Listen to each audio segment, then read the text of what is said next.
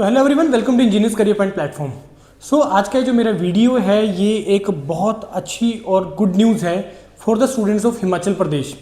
Civil engineering diploma है या अगर आपके पास बीटेक है तो आपके लिए बहुत अच्छी न्यूज़ है कि कल हिमाचल प्रदेश की जो कैबिनेट मीटिंग हुई है उसमें आप लोगों के लिए 150 वैकेंसीज जल शक्ति डिपार्टमेंट में अप्रूव हो गई हैं। अप्रूव इन द सेंस कि क्योंकि जब कैबिनेट में अगर कुछ ऐसा डिस्कशन हो जाए, कुछ फाइनल हो जाए ना, फिर उसके बाद प्रोसेस स्टार्ट हो जाता है। अब ये एक मेरे को पेज मिला है वेबसाइट पे, वहां पे ये सारे के सारे जो पॉइंट्स इनके कल डिस्कशन हुए हैं, ये 24 नवंबर को जो इनका कल मीटिंग हुआ है हिमाचल प्रदेश का कैबिनेट के जो डिसीजंस हुए हैं वो सारे डिसीजन इसमें मेंशन्ड है। और क्योंकि इस प्लेटफॉर्म के ऊपर जो मेजॉरिटी स्टूडेंट्स हैं वो आपके बीटेक और डिप्लोमा स्टूडेंट्स हैं, सिविल, इलेक्ट्रिकल, मैकेनिकल हर ब्रांच के हैं। तो यहाँ पे जो मेरे को आपको पॉइंट बताना है वो ये है कि सिविल के स्टूडेंट्स के लिए ये यहाँ पे मेंशन्ड है, it was also decided to fill 150 posts of junior engineer civil as job trainees in the जल शक्ति विभाग एंड पब्लिक वर्क डिपार्टमेंट। अगर आपको ध्यान हो, अभी पिछले साल भी जल शक्ति डिपार्टमेंट में ही असिस्टेंट इंजीनियर का रिक्रूटमेंट हुआ था।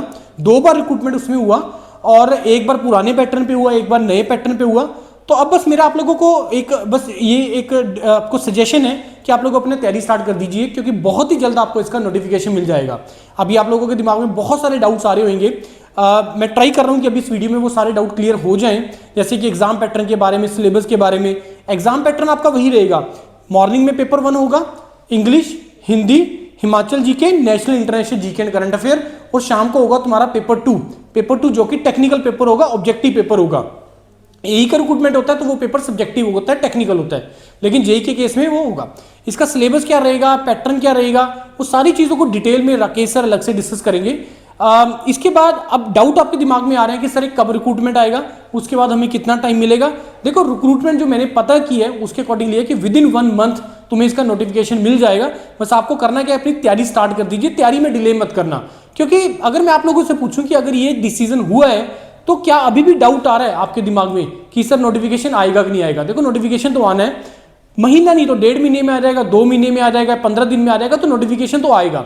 तो अब पॉइंट ये है कि उसके बाद इस बार आपको इतना टाइम नहीं मिलेगा, 3 महीने का तुम्हें टाइम मिलेगा, इससे ज्यादा टाइम नहीं मिलेगा। क्योंकि मेरे को लगता है कि ये जो रिक्रूटमेंट है वो एचपीपीएससी करेगा, और एचपीपीएससी ज्यादा लटकाएगा नहीं आपको बहुत जल्द इसका रिक्रूटमेंट करके, क्योंकि अब उसके बाद फिर आपके इलेक्शंस भी हैं, इलेक्शन से पहले पॉजिटिविटी भी होनी जरूरी है गवर्नमेंट का। तो वो सारी चीजों को ध्यान में रखते हुए जो है आपको एक्सपेक्टेड है कि अगले 1 महीने के अंदर, जो मैंने रिसोर्सेज पता किया है कि आपके अगले 1 महीने में आपका नोटिफिकेशन आ जाएगा।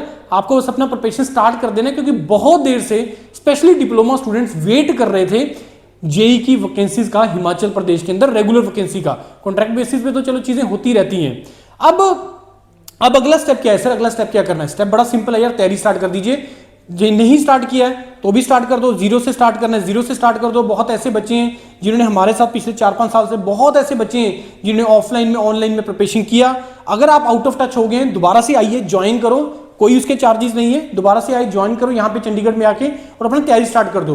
बाकी जिन्होंने 0 से भी स्टार्ट करना है वो भी स्टार्ट कर सकते हैं, ऑफलाइन भी कर सकते हैं, ऑनलाइन भी कर सकते हैं, सारी अपॉर्चुनिटीज है।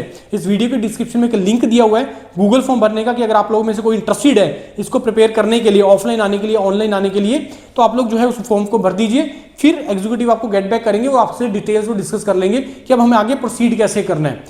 अब टेक्निकल, नॉन टेक्निकल, उसके सारी चीजों को डिटेल में, क्राइटेरिया, एलिजिबिलिटी क्राइटेरिया, वो सारी चीजें राकेश सर अलग से डिस्कस करेंगे।